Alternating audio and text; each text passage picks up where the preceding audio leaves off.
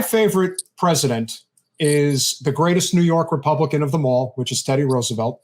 And mine as well. I would like to know, considering what Teddy's platform was, especially when he had his line with the Bull Moose Party, because as a student of politics, and I can tell you definitely know your history, what a lot of people don't know is that he didn't just run in the Bull Moose Party.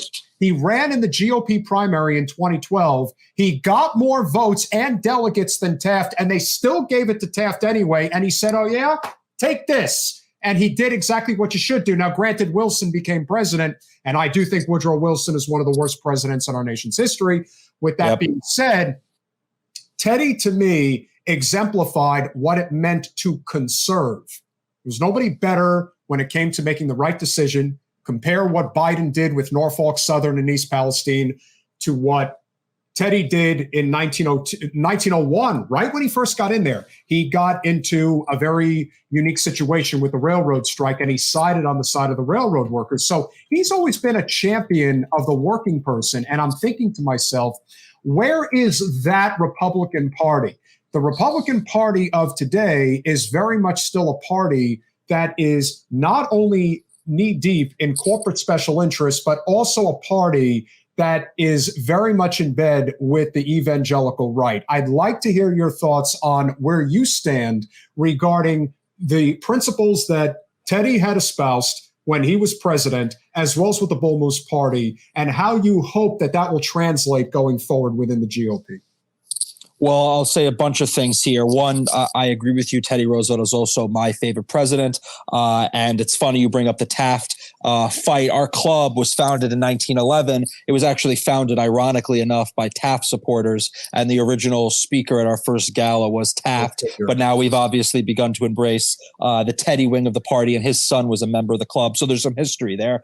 But as far as Teddy goes, I mean, look, I am a Teddy Roosevelt Republican. I mean, obviously some of the issues have changed and some of the dynamics have changed. But as far as, his position on economics, I mean, yes, I think we need to stand up for American labor. Yes, I think we need to crush monopolies. Yes, I think we need to rein in corporate interests. Yes, I think we need to advance a whole litany of national projects for an American national renewal. I mean, there's a whole litany of populist type of policy agendas that he espoused back then that I would support today. And I do think there are a lot of people that would be embracing a Teddy Roosevelt style republicanism in the Republican Party. I think we have been plagued by this ghost of Reaganism where they drag out Reagan every day, and they're pushing him. And look, I'm not saying Reagan was a bad president necessarily. I'm not super anti-Reagan, but I think it's overdone, it's tiresome, and it has nothing to do with the current day and age. And I think it's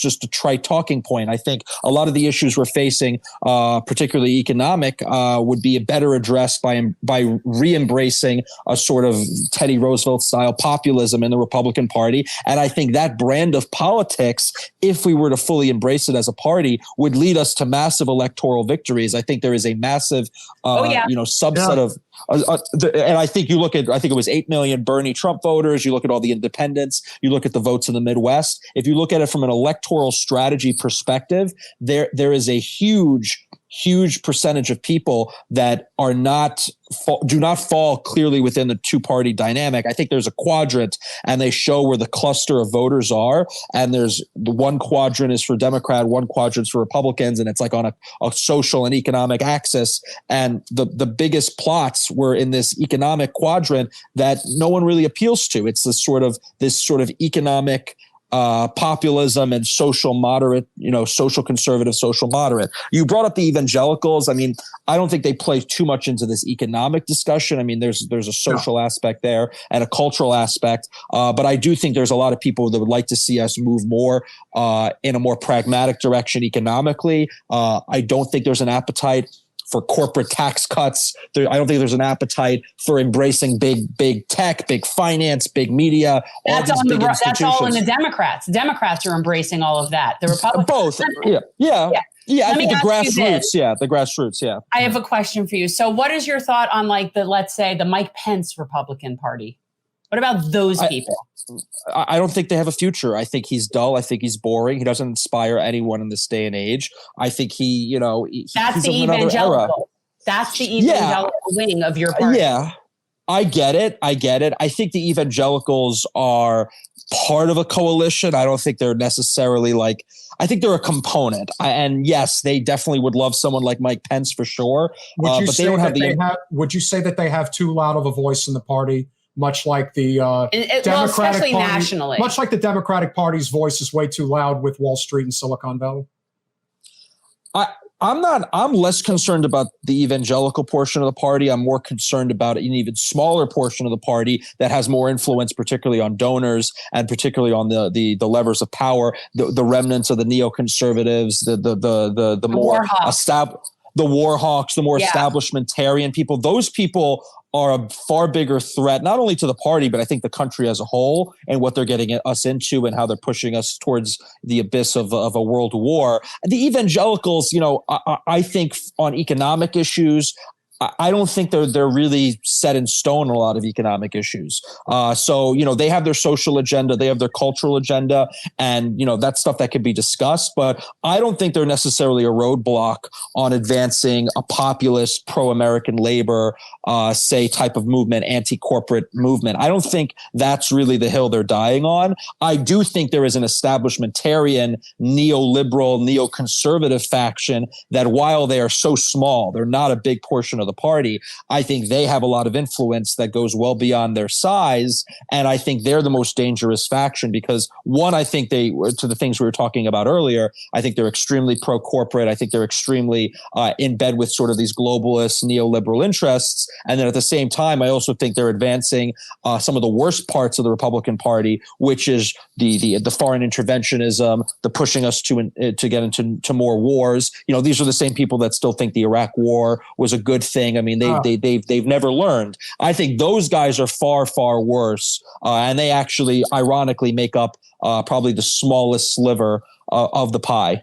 That's a good point. Yeah. And that is a scary group. So then I take it to be that you are not a war hawk, and especially if you're coming from the Ron Paul, mindset in the first place. Obviously, I'm anti the war that we're having next. I'm against the war. You can't even tell me what it is. It could be weapons of mass destruction. It could be somebody gassing their own people. It could be whatever it is. I'm still against that war. And so that's something that I do think where it is shifted. And now you see all of these Democrats that are suckling at the teat of the military industrial complex, the same level that you see on the Republican side. It's just another area where they've all just merged in for profit. And it has nothing to do with defending this country at this point. We are so far past that. It shows the power of narrative formation and the media. And it's very scary because there's many people that I knew growing up in New York that I would consider old school lefties. We didn't agree on everything, but some of the areas we did agree on, excuse me, I'm stuffed up, but some of the areas we did agree on were, anti-foreign intervention, anti-corporation, pro-free speech, and that kind of old school leftist has almost been now they've been totally exiled from the party. I mean, you see them doing it to people like Russell Brand. You see them do it to people like Glenn Greenwald. Yeah. I mean, they are totally boxing them out, and they used to be the mainstream current of the grassroots left. And now the grassroots left, I think you said it best. I mean, they are in a war fever in the same way, people used to make fun of, Republican grassroots for being in a war fever during the war on terror in Iraq and all that. I mean, we're seeing the parallels, and it just goes to show that there is a uni party that can control and manipulate both of these wings and both of these movements and both of these factions like a fiddle. And they can, if they need to turn Democrats into war hawks, they'll turn them into war hawks. And if they need to turn Republicans into pro big business, they'll turn them into pro big business. It doesn't really matter. And that's very scary. And I think that just goes to show that they want to do the divide and conquer strategy, which is, historically always been very, relevant for these types of things. Keep us divided. Keep us focusing on trivial matters and focusing them away from, some of the areas where we can find common ground on, because we get boxed in and it's like, okay, we agree on these 5 issues. We don't agree on these. Okay, well, why don't we just talk about those? Why don't we at least get those things done and check them off the to-do list? and then we can, we could fight a battle another day, but we can't even get to that point. Thanks for watching. If you want to support our mission to transform politics into service, please like this video, subscribe, follow us on social media, and consider joining our Patreon, where you'll get early access to our interviews as well as other exclusive content. Links are in the description. Peace out.